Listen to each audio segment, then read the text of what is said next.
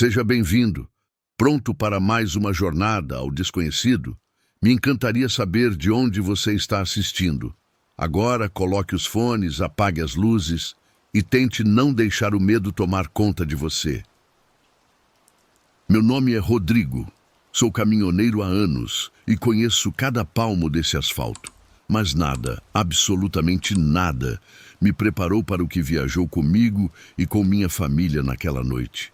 Eu sou daqueles que já percorreram cada canto do país, tendo apenas os faróis e a escuridão da estrada como companhia. Sempre pensei que a vida no trecho tem as suas próprias regras, coisas que só a gente que vive no asfalto consegue entender, coisas que não fazem o menor sentido para o resto das pessoas. Mas o que aconteceu comigo nesta viagem é algo que eu ainda não consigo compreender totalmente. Eu tinha trabalhado para diferentes empresas de transporte, mas há pouco tempo, finalmente, consegui juntar dinheiro e comprar meu próprio caminhão. Ele não era novo, mas estava em bom estado e eu consegui fechar negócio por um preço que, se eu for ser sincero com vocês, me pareceu até ridículo de tão barato. Eu vi o anúncio publicado em um grupo de caminhoneiros no Facebook e o vendedor, que era um homem mais velho, me garantiu que o caminhão estava em excelentes condições e que ele só estava vendendo porque já não tinha mais saúde para seguir na estrada. Eu não perguntei muito mais coisas, pois para mim aquilo era uma oportunidade que eu não podia deixar passar. Como era a primeira viagem com o caminhão, eu quis aproveitar e levar comigo minha esposa e meu filho de 4 anos, Lucas. Era a primeira vez que eles sairiam para viajar comigo e eu gostava muito da ideia de meu filho ver o que eu fazia para viver. Durante o dia, tudo correu normal. Nós paramos em um posto de gasolina para almoçar e esticar as pernas. O menino ficava brincando com os brinquedos dele na cama atrás dos bancos e minha esposa ficava garantindo que tudo estivesse em ordem. Mas quando a noite caiu, alguma coisa mudou. Enquanto eu dirigia, comecei a notar que Lucas estava falando sozinho lá na cama. No começo eu não dei importância. Pensei que ele estava imaginando coisas, como qualquer criança faz, mas minha esposa, que estava no banco do carona, se virou para trás e ficou observando ele por um tempo. "Com quem você está falando, filho?" Ela perguntou com um sorriso. Lucas, sem parar de olhar para um canto escuro da cabine, disse algo que fez minha pele se arrepiar toda. "Com a mulher." Minha esposa e eu nos viramos para nos olhar sem dizer nada. Eu tentei me manter tranquilo, focado na estrada. Não queria colocar coisas na minha cabeça, mas minha esposa insistiu com ele. "Que mulher?" Lucas apenas apontou o dedo para um ponto na escuridão perto das cortinas. "Ela está ali no canto. Ela está sorrindo para mim." Minha esposa não soube o que responder para ele e apenas pediu que ele tentasse dormir. Lucas obedeceu e nós deixamos o incidente passar, convencidos de que ele só estava brincando com a gente ou que aquilo era simplesmente a criatividade dele por causa do tédio da viagem. Mas a verdade é que foi algo estranho e perturbador.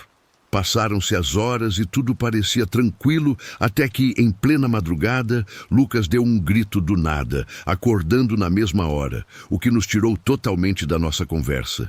Minha esposa foi a primeira a reagir. Ela soltou o cinto de segurança e pulou para a parte de trás, para a cama, enquanto eu tentava achar um lugar seguro no acostamento. "Rodrigo!" gritou minha esposa com um tom de voz que eu nunca tinha ouvido antes nela. Eu me apressei para parar o caminhão na beira da estrada e fui ver o que estava acontecendo. Ao ver Lucas, vi que ele estava tremendo, com o rosto banhado em suor e com um roxo enorme no braço. "O que aconteceu?" eu perguntei. Mas minha esposa apenas me olhou com os olhos cheios de medo. Examinou o machucado e notou algo estranho. É uma mão, ela sussurrou. Eu vi com os meus próprios olhos a marca do que pareciam ser 5 dedos gravados na pele dele. Meu filho chorava de soluçar e segurava o braço com força. "Foi a mulher", disse ele no meio do choro. "Ela ficou brava comigo." "Por que ela ficou brava?" perguntou minha esposa com a voz falhando. "Porque eu não quis brincar com ela." Nós não soubemos como reagir. Saímos imediatamente da parte de trás da cabine e voltamos para os bancos da frente, puxando Lucas com a gente. Respirei fundo e tentei pensar com clareza. Alguma coisa não estava certa com aquele caminhão. Algo que não tinha nenhuma explicação lógica. Foi então que eu me lembrei do quão barato ele tinha sido e das histórias de assombração que a gente escuta nos pátios de posto. Peguei meu celular e tentei ligar para o homem que me vendeu o caminhão, mas a chamada não completava. O número dele já estava fora de serviço. Isso me deixou ainda mais nervoso. Abri o porta-luvas, peguei o documento do caminhão para ver o nome completo do antigo proprietário e decidi pesquisar na internet. Tive sorte que naquele trecho o sinal de internet apareceu, mesmo que fraco. Depois de várias tentativas atualizando a página, eu encontrei alguma coisa. O caminhão tinha pertencido a um homem que foi assassinado. A esposa dele descobriu ele com uma amante em uma das viagens e o esfaqueou dentro do veículo. Quando a polícia chegou, encontraram ela morta na cama da cabine. Ela tinha tirado a própria vida naquele mesmo lugar. Eu fiquei olhando para a tela do celular sem saber o que fazer. Virei para olhar minha esposa, que tentava acalmar o menino no colo dela. Caiu a ficha de que nós estávamos nos movendo no mesmo espaço onde uma tragédia aconteceu. E pior ainda, a mulher continuava ali. Desde que descobri a história do caminhão, senti o ambiente totalmente diferente. Já não era apenas medo, era a certeza de que nós estávamos compartilhando o cubículo com algo que não pertencia a este mundo. Tentei manter a calma, mas minha mente não parava de repetir para mim mesmo, uma vez atrás da outra, a imagem do meu filho apontando para o fundo da cabine, vendo uma mulher sorrindo, a marca da mão no braço dele, o tremor na voz da minha esposa. Continuei dirigindo em silêncio, com o estômago embrulhado e a pele arrepiada, sentindo que algo nos observava. Eu não queria olhar pelo retrovisor interno para a cama, mas não conseguia evitar. Sentia que a qualquer momento eu veria aquela mulher morta sorrindo para mim. Não disse nada para minha esposa sobre o que eu tinha encontrado no celular. O que eu ia dizer? Que estávamos viajando no lugar onde um homem morreu sangrando e onde a esposa dele tirou a própria vida? Que a mesma presença que tinha machucado nosso filho podia estar com a gente naquele exato instante? No final, eu nem precisei contar, porque ela, ao que parece, deve ter sentido minha angústia e também sentia o peso no ar. Em algum ponto ela me olhou e disse: "Não podemos continuar com esse caminhão, Rodrigo. Essa noite foi a mais longa da minha vida. Cada maldito segundo dessa noite me pareceu eterno. E o tempo todo eu sentia aquele olhar me observando lá de trás. Quando o amanhecer começou a aparecer no horizonte, senti um alívio momentâneo. Foi uma sensação de segurança falsa, como quando você acredita que o perigo foi embora, mas no fundo sabe que ele continua ali. Assim que chegamos ao nosso destino e descarreguei a carga, não pensei duas vezes. Naquela mesma tarde, eu levei o caminhão numa revenda de usados. Passei o veículo para frente pelo primeiro valor que o lojista ofereceu, aceitando o prejuízo sem dar explicações, sem dizer nada sobre o que tínhamos vivido. Eu não podia carregar aquilo por mais tempo. Consegui financiar outro veículo depois, um que não tivesse história, um que não trouxesse junto com ele algo que eu não pudesse ver. Desde então, nós não voltamos a falar do assunto em casa. Não porque a gente tenha esquecido, mas porque tem coisas que é melhor não tocar para não atrair coisas piores. Só que às vezes, na madrugada, Lucas acorda assustado nos sonhos e sussurra alguma coisa. Minha esposa diz que é apenas um trauma daquela noite, mas eu sinto um frio na espinha toda vez que isso acontece. Porque em mais de uma ocasião, quando escutei ele murmurar dormindo e me aproximei para acordá-lo, o ar do quarto ficou gelado e pesado, exatamente com a mesma vibração ruim que sentimos naquele caminhão, como se algo tivesse vindo de carona e decidido ficar com a gente.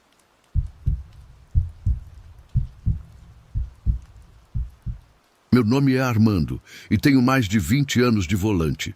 Já vi muita desgraça, mas nada se compara à última conversa que tive com Beto pelo rádio. É algo que nunca consegui esquecer, algo que ainda me persegue toda vez que ligo o rádio na cabine.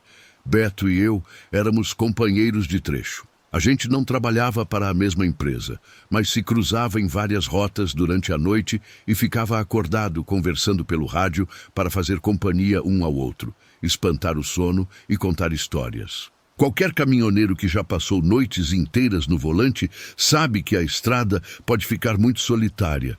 E ouvir uma voz amiga do outro lado faz a viagem parecer menos pesada. Com Beto, sempre tinha uma piada na ponta da língua. A gente falava de qualquer coisa, desde futebol até o que esperava a gente na volta para casa. Naquela noite, a gente estava rindo de uma história que ele contava sobre um cliente que não queria pagar um frete e tudo parecia normal, até que a voz dele mudou de repente. "Ô Armando, tem alguém aqui pedindo carona", disse ele do nada. Não fiquei surpreso. Não é raro ver gente parada na estrada, mas de noite a gente sempre fica com o pé atrás. "Toma cuidado, você sabe como as coisas estão perigosas, compadre", respondi. "Sim, eu sei, mas é uma mulher." "Não sei. Ela parece muito nervosa, como se não quisesse estar ali." Ele ficou em silêncio por alguns segundos, como se estivesse decidindo o que fazer. Depois, sem aviso nenhum, o rádio estalou e ouvi o barulho da porta do caminhão abrindo e fechando. "O que houve?" perguntei. "Já coloquei ela para dentro." Coitada da mulher. Me disse que o marido mandou ela descer depois de uma briga. Depois, Beto me disse que ia deixar ela na entrada da próxima cidade e que continuaria falando comigo pelo rádio para garantir que estava tudo em ordem. Mas alguma coisa na voz dele me deixou incomodado. Não sei o que foi, mas teve um segundo em que meu instinto me disse que tinha algo errado. "Se você acha que está tudo certo, Beto, tudo bem." "Sim, mas ela está quieta, muito séria." Continuamos falando de outras coisas. Eu não ouvia a voz da mulher no rádio, mas pensei que talvez ela simplesmente não quisesse conversar. Beto era bom de papo e com certeza ia tentar fazer ela se sentir melhor. Passaram uns 20 minutos de conversa meio estranha, quando de repente o rádio encheu de um som esquisito. Não entendi o que era no começo, mas quando prestei atenção, percebi que era Beto chorando. Não era um choro normal, era um soluço, abafado, desesperado. Engoli seco e chamei ele várias vezes, mas ele não me respondeu na hora. Logo depois, no meio dos soluços, ouvi ele rezar.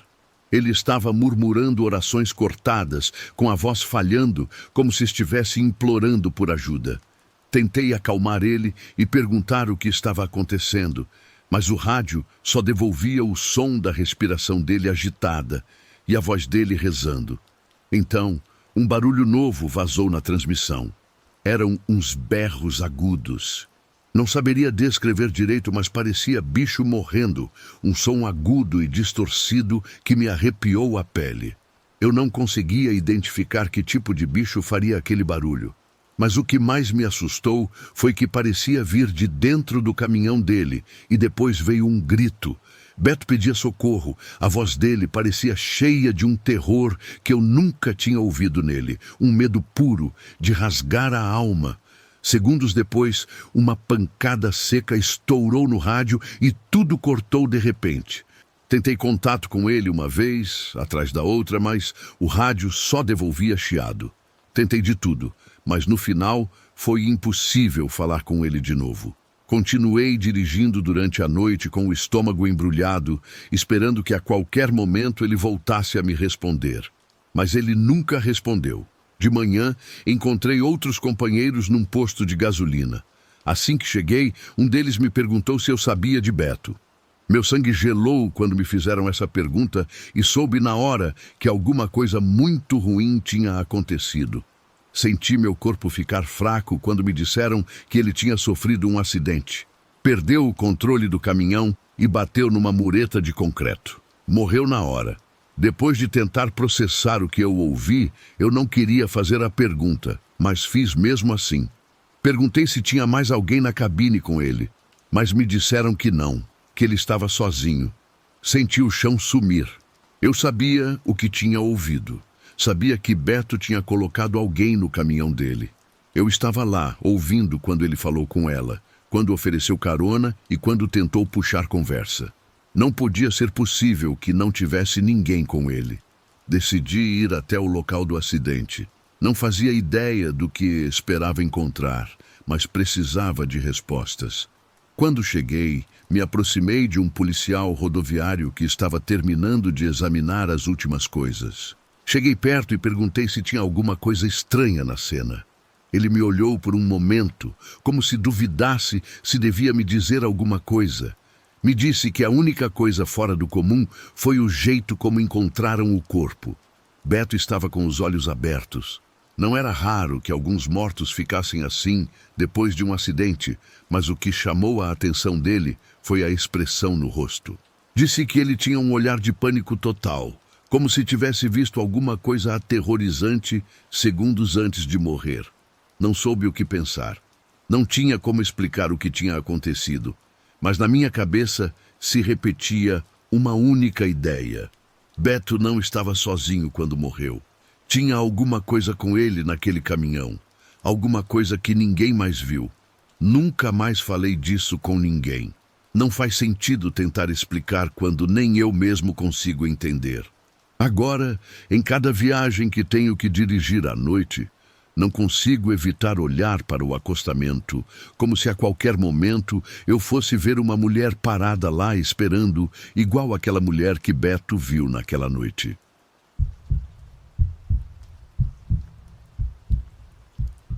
O pior tipo de medo não é aquele que te faz gritar, é aquele que entra em silêncio na sua cabine e senta no banco do passageiro ao seu lado. Meu nome é Carlos, tenho 39 anos e já faz quase 2 décadas que ganho a vida cruzando as estradas desse Brasil em cima de um caminhão grande. Já vi muita coisa nessas rotas, mas o que aconteceu há 5 meses me tirou toda a segurança que eu tinha sobre o mundo. Eu achava que, depois de tanto tempo de estrada, nada mais ia conseguir me pegar de surpresa. Mas aquela noite na BR-277 mudou tudo. Era uma quarta-feira. Saí de Curitiba por volta das 10 da noite, com o caminhão carregado de alimentos que eu precisava entregar na manhã de quinta-feira, lá no porto de Paranaguá. A estrada estava bem sossegada. Só passava um ou outro carro ou carreta de vez em quando. Eu ouvia um forró, tocando bem baixinho no rádio, só para o som me ajudar a ficar esperto e não deixar o sono bater. Já passava das 11 da noite. Quando eu estava atravessando um trecho de curvas fechadas na Serra do Mar, vi um vulto no acostamento. Era uma mulher parada, do lado de uma mala de viagem, com o braço esticado pedindo carona. Ela parecia ter uns 30 anos e usava um vestido de cor clara, um tipo de bege encardido, difícil de identificar por causa da luz fraca. Normalmente, eu não dou carona para ninguém. Essa é uma regra que sigo desde que comecei a trabalhar com o caminhão. Mas alguma coisa naquela mulher me fez balançar. Talvez fosse o jeito dela. Parecia estar muito desesperada. Ou o fato de estar ali, no meio do nada. Ou quem sabe foi um impulso estranho que me fez parar. Pisei no freio e parei o caminhão alguns metros adiante. Fiquei olhando pelo espelho lateral enquanto ela vinha em direção à cabine. A mulher andava rápido, quase correndo, puxando a mala. Abaixei o vidro do passageiro e perguntei: "Para onde a senhora vai?" Quando ela se aproximou, vi seu rosto. Estava muito pálida, parecendo doente ou extremamente exausta. "Para Paranaguá, por favor. Preciso chegar lá urgente", ela disse com uma voz suave, mas carregada de tensão. Respondi que estava indo para aquele lado e podia levar ela. A passageira subiu rápido, se ajeitou no banco e fechou a porta. "Muito obrigada de verdade", ela repetia enquanto colocava o cinto de segurança. Engatei a marcha e seguimos viagem. No começo, não conversamos quase nada. Eu me concentrava nas curvas e ela só olhava para fora. Depois de uns minutos, perguntei o que ela fazia sozinha na estrada naquela hora. Ela explicou que o carro dela tinha quebrado lá para trás. Preciso chegar em Paranaguá hoje de qualquer jeito, afirmou. Perguntei se tinha família esperando. Ela confirmou com a cabeça. Meu marido está no hospital. O estado dele é grave. Me ligaram faz algumas horas e saí correndo, mas o carro não aguentou. A voz dela ficava trêmula. Falei para ela não se preocupar, que eu a levaria o mais rápido possível com segurança. Continuamos rodando.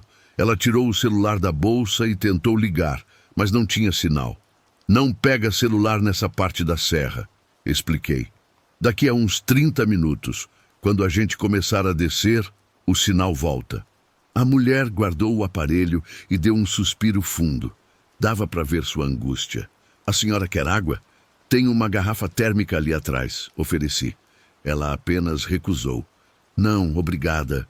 Estou bem. Mas não parecia. Ela estava ficando cada vez mais pálida e começou a tremer de frio.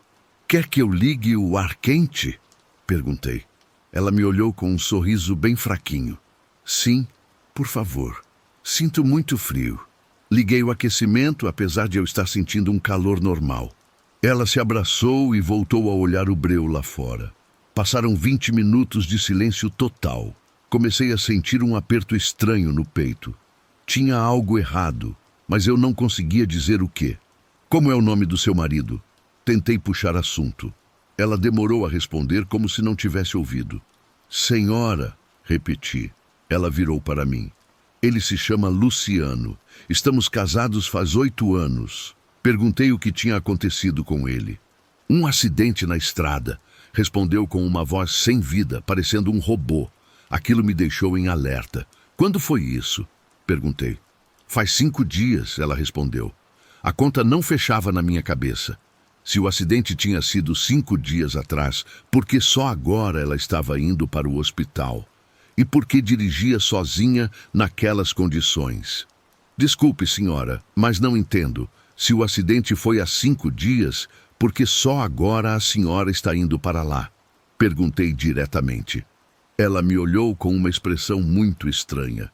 É difícil explicar. Só agora eu soube que ele estava lá. As respostas não tinham lógica.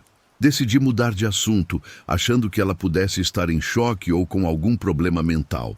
Já estamos quase descendo a serra. Logo a senhora consegue ligar, falei. Ela não disse mais nada. Quando saímos das curvas e a estrada ficou plana, olhei para o lado.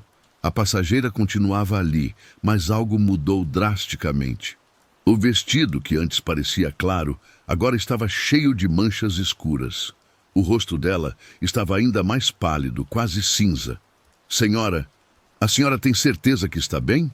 Perguntei com medo. Ela virou a cabeça bem devagar. Nós já chegamos, disse ela. Só que ainda faltava 1 hora para Paranaguá.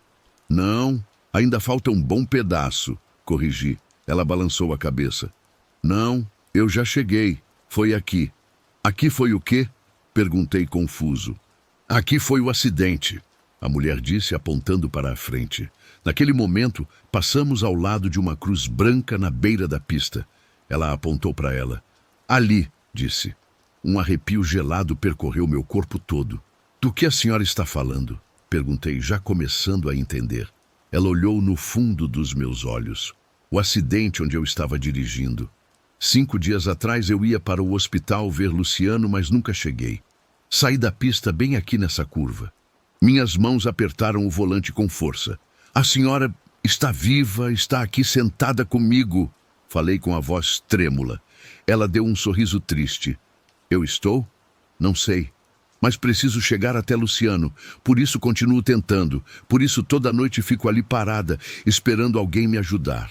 Eu quis frear e mandar ela descer, mas fiquei travado pelo medo. A senhora não é real, eu disse. Isso não está acontecendo. Sou tão real quanto preciso ser para terminar minha viagem. Ela respondeu. Luciano está me esperando. Ele sempre espera, mas nunca consigo chegar. Ela continuou. Toda vez que alguém me dá carona e chegamos nesse ponto, tudo recomeça e eu volto para o acostamento com a minha mala. Olhei para o lado. e o banco estava vazio. A mala também tinha sumido. Pisei no freio com tudo e parei no acostamento. Saí da cabine desesperado e revistei tudo. Olhei embaixo do banco, na cama, atrás dos bancos. Nada. Ela tinha sumido. Fiquei ali parado, sem reação, sentindo o ar gelado da serra batendo no meu rosto. Olhei o caminhão de novo. Nada. Nem um fio de cabelo ou rastro da mala. Mas eu a vi. Eu conversei com ela.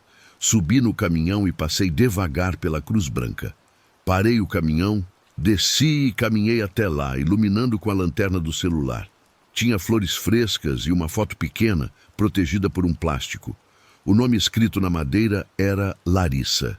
Fiquei um tempo ali, apenas olhando aquele rosto que, minutos antes, estava conversando comigo na cabine. A verdade estava ali na minha frente, cravada na terra. Depois, segui viagem e cheguei em Paranaguá às 2 da manhã para descarregar os alimentos. Não contei para ninguém. Quem acreditaria? Hoje, toda vez que cruzo a Serra do Mar, meu coração acelera antes da curva. Olho para o acostamento e, às vezes, vejo aquele vulto com a mala, esperando a carona que a leve ao destino que a morte roubou. Aprendi que certas urgências não aceitam o fim da vida. Larissa continua tentando atravessar a fronteira entre os dois mundos, presa entre o amor e o desespero. O que me assombra não é o fantasma, mas a tristeza de saber que Luciano provavelmente já chorou a morte dela e tentou seguir em frente, enquanto ela continua ali, presa naquele pedaço de asfalto, revivendo a mesma noite sem fim e achando que ele ainda a espera.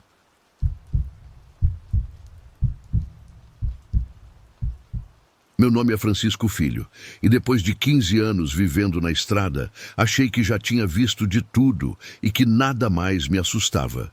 Mas aquela noite me provou o contrário. Já passei mais noites no asfalto do que na minha própria casa. A essa altura, aprendi a não me assustar com qualquer coisa, porque quando você dirige sozinho no escuro por tanto tempo, começa a ver e ouvir coisas que sabe que estão ali, mas que simplesmente escolhe ignorar. Mas teve uma noite em que eu não consegui fazer isso. Eu conhecia bem aquela rota. Era um trecho de serra na BR-116, cortando o interior de Minas Gerais. Uma estrada que muitos caminhoneiros preferiam evitar porque passava perto de áreas onde diziam que apareciam coisas. Eu nunca tinha visto nada estranho ali até aquela noite. Eram umas 2 da manhã e eu já estava dirigindo há horas, sem descanso. Não tinha muito movimento, só uns poucos carros de vez em quando e um ou outro caminhão lá longe. Do meu lado, só a estrada, os morros e algumas árvores espalhadas que a neblina fazia parecer ainda mais altas. Em um ponto do caminho, bem quando eu começava a descer uma pequena ladeira, notei algo no mato à minha direita, umas luzes flutuando entre as árvores. No começo, achei que fossem os faróis de uma caminhonete, mas tinha algo errado. Elas estavam altas demais, se movendo de um jeito que não era normal, como se estivessem flutuando no ar. Não era a primeira vez que eu ouvia falar dessas luzes. Desde que comecei nessa vida, tinha ouvido vários colegas falarem sobre as famosas bolas de fogo. Segundo o povo da roça e dos povoados próximos, não eram outra coisa senão bruxas, velhas, que podiam soltar o corpo e voar pelos morros transformadas em chamas. Eu nunca acreditei nisso, mas ver aquelas luzes se mexendo daquele jeito me deixou com os nervos à flor da pele. Não era um ponto de luz só, eram vários, como se algo estivesse se movendo no mato na mesma velocidade da minha carreta. Acelerei um pouco, mas as luzes continuavam lá, avançando entre as árvores ao meu lado, como se estivessem me seguindo. Naquele momento, eu já sentia o corpo quente de adrenalina e de saber que algo muito grave estava acontecendo. Eu estava sendo caçado por bruxas, e então ouvi uma batida no teto do caminhão. Não foi uma pancada forte, soou mais como se algo tivesse caído suavemente sobre o teto. Olhei pelos retrovisores, mas não vi nada. Só o mato e as luzes que pareciam ter chegado um pouco mais perto. Meu instinto me disse para não parar, mas a estupidez venceu. Diminuí a velocidade e abri um pouco a janela, tentando escutar se tinha algo mais lá fora. E aí eu ouvi uma risada. Não era o som de um animal nem o vento batendo na cabine. Era uma risada, mas não uma normal. Era como se muitas vozes se misturassem numa só. Um sussurro distorcido que vinha de cima. Tinha algo em cima do meu caminhão. Pisei fundo no acelerador. O baú da carreta tremeu quando o motor rugiu, e por um momento senti que algo se movia lá em cima. Não quis olhar os retrovisores, não quis virar, só foquei na estrada e em avançar o mais rápido possível. As luzes no mato também começaram a se mover mais rápido, mas, pouco a pouco, ficaram para trás. Senti um alívio momentâneo quando elas sumiram da minha vista, mas algo dentro de mim dizia que não tinha acabado. Passaram uns 10 minutos antes que eu tivesse coragem de soltar um pouco o volante e pegar meu rádio PX. Chamei qualquer um dos colegas que estivessem na área, pois precisava falar com alguém. Alguém na escuta? Perguntei com a voz seca. Teve um momento de silêncio antes de alguém responder. Tô na escuta, companheiro. O que houve? Era um colega que eu conhecia de nome, mas nunca tinha falado muito com ele. Você já viu coisas estranhas por aqui? Teve outro silêncio bem longo. Viu as luzes? Perguntou finalmente. Sim. Segue dirigindo e não para. Algo no tom dele deixou claro que ele sabia mais do que estava dizendo, mas não quis perguntar. Não sentia vontade de ouvir respostas. Depois disso, o resto da viagem foi em silêncio. Quando finalmente cheguei no pátio de um posto para pernoitar e estacionei a carreta, fiquei uns segundos na cabine com o motor desligado, tentando me acalmar, e então ouvi um último barulho, uma batida seca no teto. Não sei quanto tempo fiquei ali sem me mexer, mas quando finalmente desci e fui conferir o baú, não tinha nada estranho, só alguns galhos grudados na lona, como se algo tivesse se segurado ali antes de descer. Voltei para a cabine, fechei a porta e bem quando pensei que tudo tinha acabado, um estalo forte ecoou lá dentro. Agora não vinha do teto nem do baú, mas da porta do carona. Virei devagar a cabeça e com a claridade das luzes do pátio vi a marca de uma mão no vidro. Não era uma marca de poeira nem de sujeira. Parecia recente, com os dedos alongados e estranhamente finos, como se alguém tivesse deixado ela ali apenas uns segundos antes. Não tive coragem de descer de novo. Fiquei sentado na cabine, com o coração batendo nos ouvidos, observando a marca como se a qualquer momento fosse reaparecer aquela mão que a deixou. Quando finalmente reuni a coragem para sair e dar uma geral no caminhão, percebi que eu estava completamente sozinho. Desde aquela noite, não voltei a pegar aquele caminho. Ninguém acreditou totalmente em mim quando contei o que vi. Alguns disseram que eu estava inventando. Outros falaram que poderia ter sido uma ilusão provocada pelo cansaço. Mas fosse o que fosse, eu vi com meus próprios olhos e não tem nada que me faça pensar o contrário. Tempo depois, ouvi histórias sobre aquela região, relatos de outros caminhoneiros que garantiam ter visto a mesma coisa, até coisas piores. Alguns diziam que aquelas luzes não eram só um mau presságio, mas demônios procurando as almas das pessoas solitárias na noite.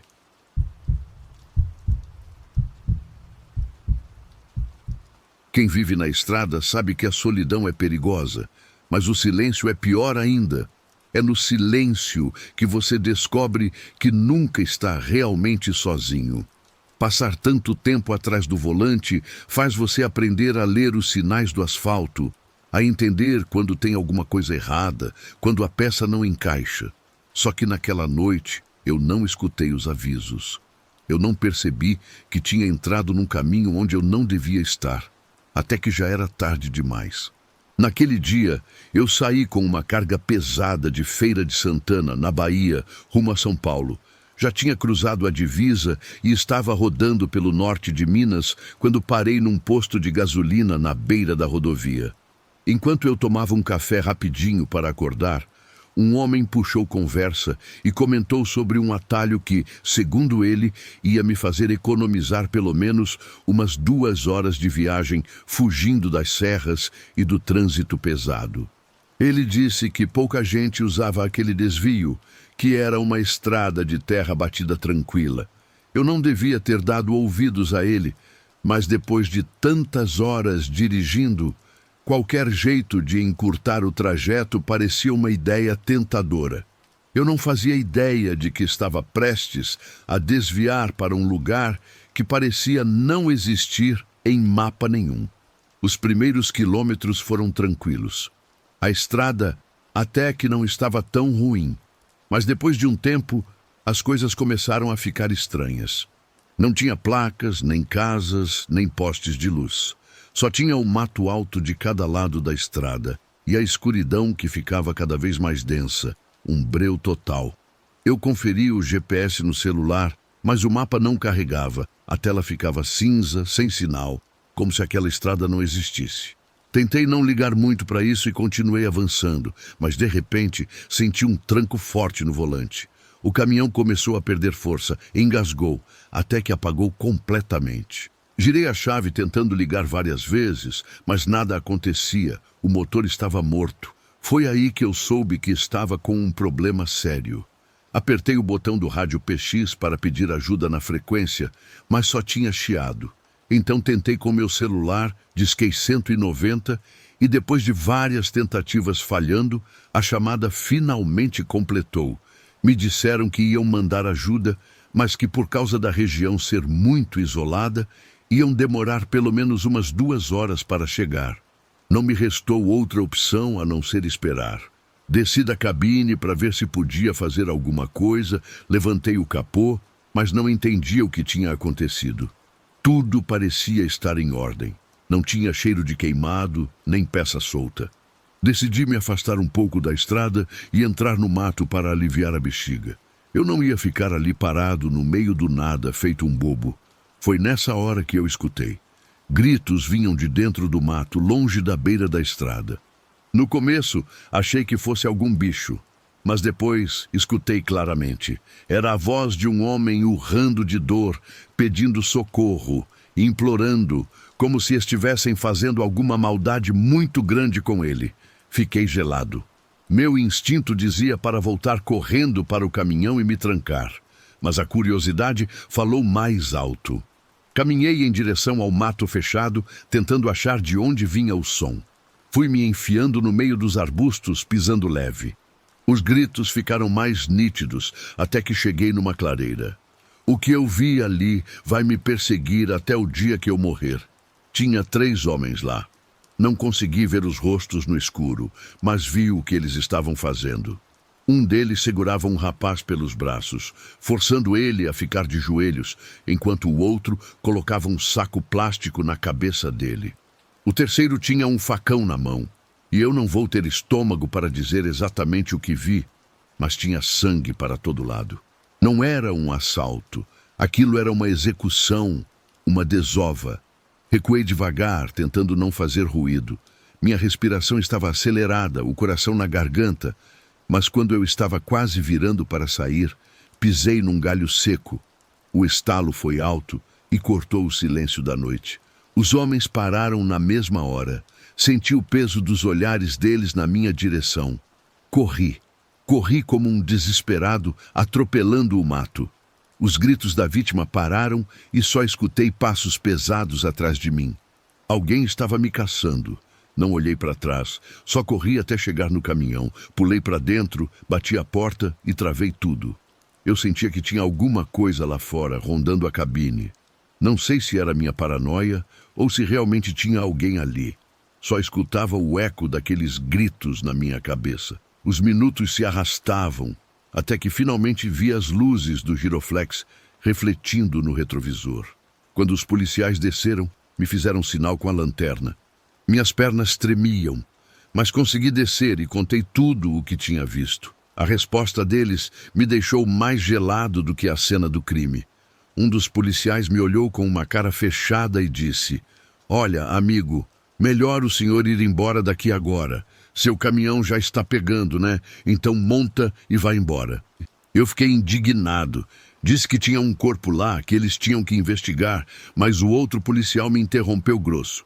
Pelo seu bem, cala a boca e não fala nada sobre isso pra ninguém. Some daqui. Senti um nó no estômago.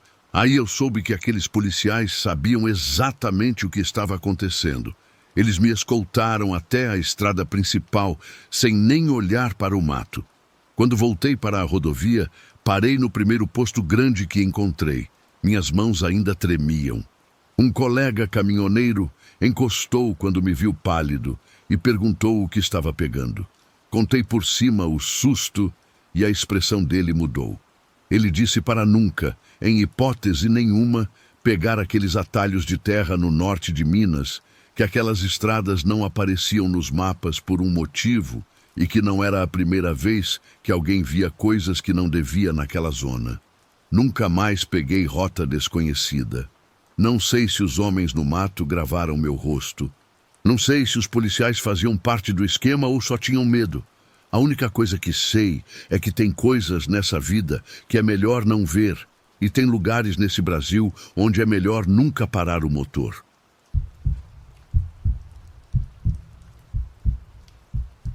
Meu nome é César. Sou caminhoneiro há mais de 2 décadas. Já vi de tudo. Assaltos, acidentes e neblinas que engolem a pista, mas nada se compara ao terror que eu vivi numa parada deserta há alguns anos. Já cruzei estradas de norte a sul, de leste a oeste. Já passei por desertos que parecem não ter fim. Serras com aquela serração fechada que não deixa a gente enxergar um palmo à frente do para-choque. Trechos onde o assalto é rotina e outros lugares onde o perigo não vem de gente viva, mas de coisas que não têm explicação. Tem muita história na rodagem, coisa que a gente escuta no rádio PX ou nas paradas e que de primeira parecem só conversa fiada para passar o tempo. Mas quando você vive anos na estrada e vê o que tem lá fora, percebe que nem tudo é invenção. Aconteceu comigo uma dessas e eu juro que não desejo para ninguém. Isso aconteceu faz uns anos numa viagem que eu fazia saindo lá do norte, descendo a rota para o centro do país. Eu estava na correria, porque o prazo da entrega estava apertado, mas o cansaço já estava batendo pesado. Quem roda à noite sabe que chega uma hora que o sono vira inimigo, e se você não encostar para descansar, acaba se arrebentando em algum lugar. Foi aí que decidi parar num recuo de estrada no meio do nada, tipo um posto antigo desativado que eu já conhecia de outras viagens. Era um ponto na rodovia onde quase não passava carro de madrugada. O lugar mal tinha 2 banheiros velhos, uns bancos de concreto quebrados e um poste com uma luz amarela fraca que mal funcionava. Estacionei o caminhão de frente para a construção, desci com minha garrafa de água e fui direto para o banheiro. Não demorei, mas bem na hora que eu estava terminando, escutei uma coisa lá fora. Foi um grito seco, forte, como se alguém com a voz bem rouca tivesse gritado com toda a força do pulmão uma palavra só.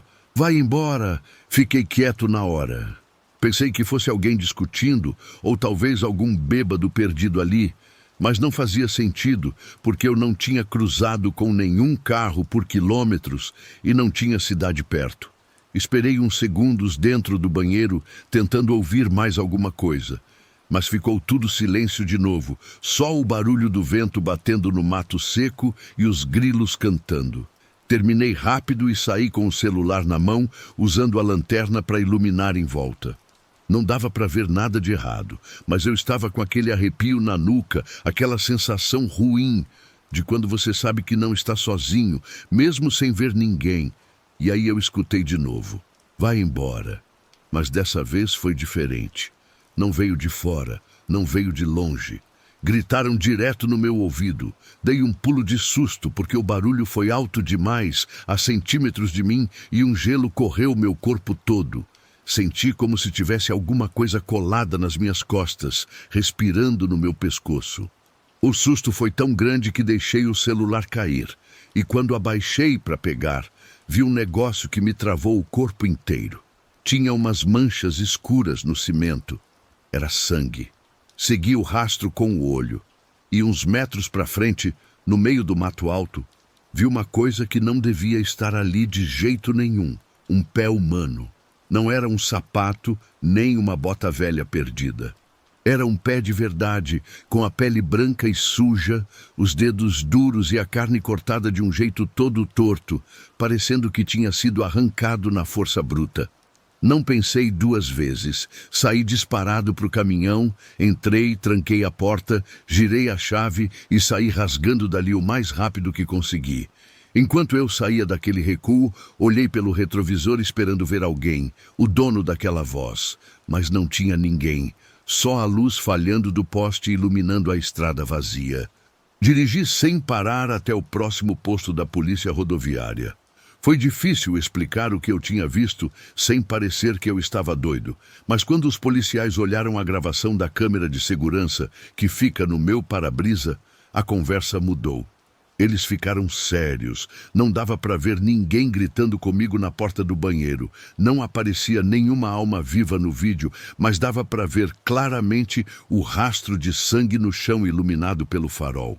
Os policiais foram até o local revistar a área e acharam o pé onde eu falei, mas não tinha mais nada. Nem resto de corpo, nem sinal de briga, nem pegada de ninguém e nenhuma pista de quem era a vítima. O caso acabou arquivado. Nunca acharam um corpo que batesse com aquele pé e também não apareceu nenhuma queixa de desaparecimento que encaixasse. Ficou só como mais uma história de estrada, daquelas que a polícia acaba esquecendo porque sabe que não vai ter resposta ou não quer ir atrás. Mas eu não esqueço, porque eu sei o que escutei. Sei que alguma coisa gritou para eu sair dali e, pensando bem hoje, acho que se eu não tivesse obedecido, provavelmente naquela noite eu teria terminado igual ao dono daquele pé. Agora eu nunca mais paro em lugar deserto, não importa o aperto. Mesmo se o cansaço bater, prefiro seguir direto até achar um posto movimentado. Aprendi que tem lugar onde é melhor não parar e tem aviso que, por mais maluco que pareça, é melhor a gente obedecer.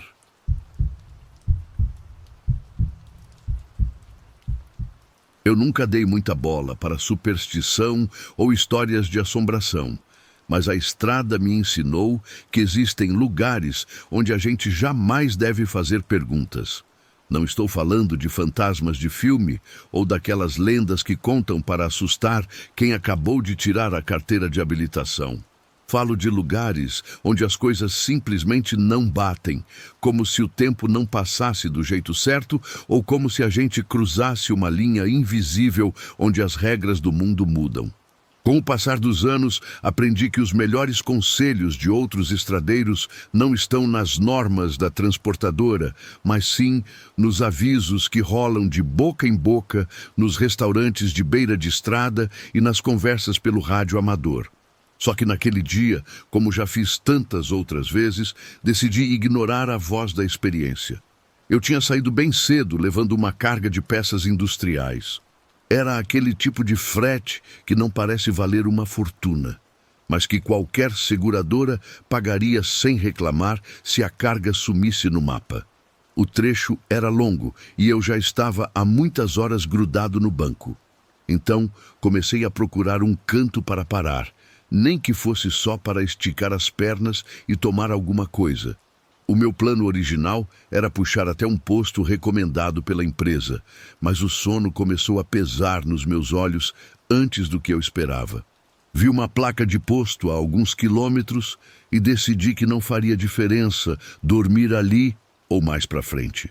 Desde a hora que peguei a entrada para o posto, algo me deixou meio cismado. Não era aquele posto típico, bem iluminado, cheio de caminhões encostados. Era um lugar caindo aos pedaços, com uma bomba de diesel solitária e um par de lâmpadas piscando, querendo queimar. Não tinha carros de passeio, não tinha frentista à vista, só uma loja de conveniência com as luzes acesas e um freezer de bebidas zumbindo perto da porta. Não era o melhor lugar do mundo, mas o cansaço me fez deixar para lá aquela sensação ruim de que eu estava onde não devia. Desliguei o motor, Tranquei as portas e desci só um instante para comprar uma água. Quando entrei na loja, a primeira coisa que bateu foi o cheiro forte de mofo, como se ninguém abrisse uma janela ali há anos. Atrás do balcão tinha um senhor de idade assistindo a uma televisão pequena, sem dar a mínima para mim. Peguei a garrafa e, quando fui pagar, o homem mal resmungou o preço, sem tirar os olhos da tela. Eu não liguei, para ser sincero. Não estava com paciência para jogar conversa fora. Saí e me encostei na porta do meu caminhão enquanto bebia a água, olhando em volta, tentando entender o que era aquilo que me deixava tão agoniado. Foi nessa hora que eu vi o outro caminhoneiro. Ele estava parado do outro lado do pátio, perto de um caminhão velho, daqueles modelos antigos que a gente quase não vê mais rodando por aqui. Ele não usava uniforme nem colete de nenhuma empresa, só um macacão de trabalho encardido. Ele não fazia nada, só estava ali parado, com os braços soltos ao lado do corpo e a cabeça um pouco torta na minha direção. Não consegui ver o rosto dele direito, mas senti na pele que ele estava me encarando. Decidi fingir que não vi e subi de volta para a cabine. Conferi se estava tudo travado e me ajeitei no banco para cochilar umas 2 horas. Do lado de fora não se ouvia um pio, nem barulho de motor, nem som vindo da loja. Só um silêncio esquisito, como se eu estivesse muito mais longe da rodovia do que realmente estava. Não sei quanto tempo passou, até que as batidas na porta me acordaram. Não foram toques leves, nem uma batida sem querer. Era um barulho de batida firme, com ritmo insistente, como se alguém estivesse testando a força da porta para ver se eu abria. Fiquei quieto, segurando a respiração. Olhei pelo vidro da janela, mas não vi ninguém. Por um instante, pensei que talvez tivesse sido coisa da minha cabeça ou algum estalo da lataria esfriando. Logo em seguida, o som voltou. 3 batidas secas. Eu não quis abrir a porta nem a pau, mas peguei a lanterna e acendi, clareando a lateral do caminhão. Nada. Comecei a sentir um frio estranho, não aquele sereno da madrugada, mas algo mais pesado, um negócio que dava um nó no estômago. Foi aí que eu escutei. Vai embora. Não foi um grito, nem um pedido de socorro, nem um sussurro. Foi uma palavra simples, dita em voz baixa, colada na porta da cabine. Fiquei paralisado com a lanterna na mão e, então, percebi outra coisa. Lá fora, tinha breu total. As lâmpadas do pátio estavam apagadas. A loja de conveniência estava completamente no escuro e a única luz que existia era a do painel da minha própria cabine. Girei a chave na ignição sem pensar 2 vezes. Garanti que as travas estavam acionadas e joguei a luz alta. Quando os faróis acenderam, vi de novo aquele caminhoneiro. Ele não estava onde eu tinha visto antes. Agora ele estava mais perto, bem na entrada da loja, no meio da sombra. Ele não se mexia, não levantava a mão, nem fazia sinal nenhum. Só estava lá, plantado. Pisei fundo no acelerador sem olhar para trás. Quando voltei para a rodovia, liguei o rádio e tentei sintonizar qualquer estação que pegasse. Não falei nada no rádio da empresa. Não queria que achassem que eu estava ficando maluco. Toquei direto até o próximo posto recomendado. E foi lá que conversei com outro estradeiro, um veterano que já estava há anos na rota. Onde foi que você parou? Ele me perguntou quando eu contei que tinha saído da rota num posto velho, um pouco antes de chegar na praça de pedágio. O cara ficou mudo por um momento e depois balançou a cabeça negativamente. Você não devia ter parado lá, parceiro. Fiquei calado, esperando ele terminar de falar. Aquele lugar é território de bandido.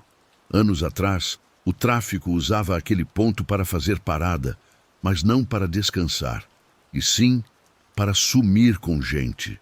Caminhoneiro que vacilava e dormia lá. Era caminhoneiro que não voltava para casa. Diziam que usavam os caras para transportar mercadoria sem eles saberem, ou que davam sumiço neles só para deixar o recado.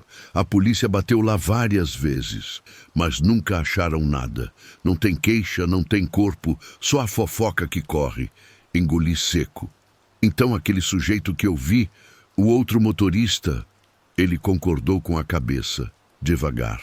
Dizem que, faz tempo, um caminhoneiro bateu o pé e não quis levar uma carga para eles. Arrancaram ele da cabine ali mesmo e ninguém nunca mais teve notícia. Desde então, os poucos que param naquele posto juram que viram ele. Se você tiver sorte, só vê o vulto parado na sombra te cuidando, mas se ele bater na sua porta, senti um arrepio descer pela espinha. O que quer dizer isso? O colega me olhou sério. Quer dizer que eles não te querem lá, e se te avisam, é melhor obedecer. Fiquei sem resposta. Não adiantava discutir, porque no fundo eu já sabia que era verdade. Desde esse dia, sigo as normas da empresa à risca. Nunca saio do trajeto marcado. Nunca paro em lugares que não aparecem no GPS. E, principalmente, se eu ouvir de novo batidas na porta no meio da madrugada, eu agradeço o aviso. Ligo o motor e sumo dali o mais rápido possível.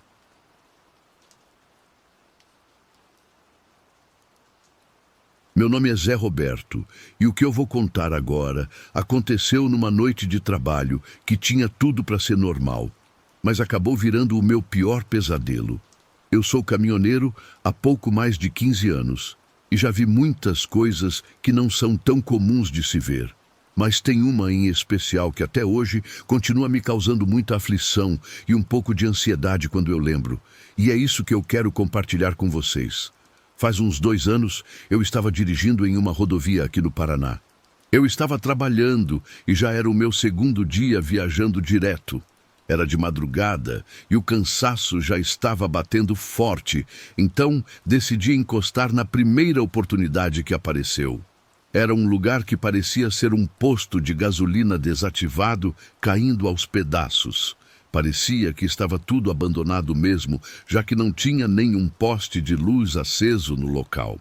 Eu pensei que era o ponto ideal para parar e dormir algumas horas, pois ninguém ia parar ali, e por isso não teria barulho nem ninguém incomodando. Então, na intenção de me esconder, eu estacionei lá no fundo do pátio, pois eu me sentia mais seguro sem que ninguém pudesse ver o meu caminhão de quem passasse na pista. Eu fui para o leito atrás do banco e quase imediatamente peguei no sono, porque eu estava de verdade muito cansado. Devem ter se passado mais ou menos umas 2 horas, quando de repente algo me acordou. Era a voz de uma menina chorando e pedindo ajuda. A verdade é que a minha pele se arrepiou todinha quando eu escutei aquilo. Eu não sabia o que fazer, pois, para ser sincero, eu estava com muito medo de descer do caminhão. Eu não sabia o que eu ia encontrar lá fora. Afinal, o que uma criança estaria fazendo sozinha no meio do nada àquela hora? Eu pulei para o banco do motorista. O choro continuava, mas dessa vez parecia vir de um pouco mais longe. Eu tentava olhar pelos retrovisores e pelas janelas, mas não dava para ver ninguém ao redor. Tudo estava num breu total, então era difícil conseguir ver alguma coisa. Aquela voz continuava gritando por socorro. Eu escutava o som vindo do matagal que ficava atrás desse posto abandonado. Era tão real que eu não aguentei e decidi descer para ver o que estava acontecendo. Eu pensei que realmente poderia ter alguém precisando de ajuda, pois a gente sabe como as estradas hoje em dia estão perigosas e cheias de armadilha. Eu pensei que talvez pudesse ser algum caso de sequestro, desova ou alguma coisa desse tipo. Muitas coisas ruins passavam pela minha cabeça. Eu liguei a lanterna do meu celular e comecei a entrar no meio do mato, seguindo aquela voz que não parava de chamar. A noite estava muito gelada, típico aqui do sul. Eu não sei se isso explica o motivo de repente, eu começar a sentir o meu corpo tremer e ter uns calafrios estranhos. Comecei a sentir as minhas pernas pesadas e uma dor nas costas que era inexplicável, pois eu nunca tive problema de coluna. Mas ali eu entendi que o meu corpo estava me alertando. Era um aviso de que eu estava em perigo para eu dar meia volta, mas eu ignorei e continuei. Eu já estava bem enfiado dentro daquele mato. Tinham algumas árvores secas, mas tudo estava na mais completa escuridão. Chegou um ponto onde a voz da menina parecia estar bem do meu lado, mas eu não conseguia ver ninguém. Então eu parei e fiquei imóvel por cerca de 1 minuto, tentando ouvir. E foi aí que o choro parou do nada. Eu estava ali parado no meio do nada, iluminando o mato com o celular, ouvindo apenas o som dos grilos. Eu senti que tinha que sair dali imediatamente, mas antes de conseguir me mexer, uma risada de velha, rouca e macabra, começou a ser ouvida bem em cima da minha cabeça. Eu travei, as minhas pernas não me respondiam para sair correndo. Eu não queria apontar a luz para cima, pois eu estava parado exatamente embaixo de uma árvore grande. Eu tinha pavor de ver o que estava lá no alto zombando de mim, mas o instinto falou mais alto. Quando a lanterna iluminou os galhos, eu vi uma velha pendurada, com as pernas abraçando o tronco e a cabeça virada para baixo, a menos de 1 metro da minha cara. O cabelo longo e branco dela quase roçava na minha testa. A mulher se balançava de um jeito bizarro, igual um pêndulo, enquanto ria da minha cara. Nessa hora, o sangue gelou, e eu corri o mais rápido que minhas pernas aguentaram em direção ao caminhão. Eu não olhei para trás em nenhum momento. A velha continuava rindo, mas cada vez eu escutava aquela voz horrível mais longe. Por isso, eu sabia que ela não estava descendo da árvore para me pegar. Mas isso não tirou o pânico que eu senti enquanto corria de volta para o pátio. Cheguei no caminhão, abri a porta e pulei para dentro, travando tudo logo em seguida. Dei a partida e joguei o caminhão na estrada para sair dali o mais rápido possível. Foi no desespero, tanto que quase entrei na frente de um ônibus de viagem que vinha na pista e ele teve que desviar. Eu tremia igual vara verde enquanto dirigia. Eu sabia que não tinha condições de seguir viagem daquele jeito e entrei no primeiro posto de gasolina movimentado que eu vi para poder me acalmar e lavar o rosto. Mas é claro que não tem explicação lógica para isso. Ficou apenas como uma experiência horrível que eu tive que viver. Talvez eu tenha procurado isso por parar num lugar deserto. Eu não sei. Mas existem coisas lá fora, nesses trechos afastados, que a gente nem imagina. Gente ruim, ou, eu me atrevo a dizer, até coisas que não são desse mundo. Se cuidem muito na estrada e jamais cometam o erro que quase custou a minha vida.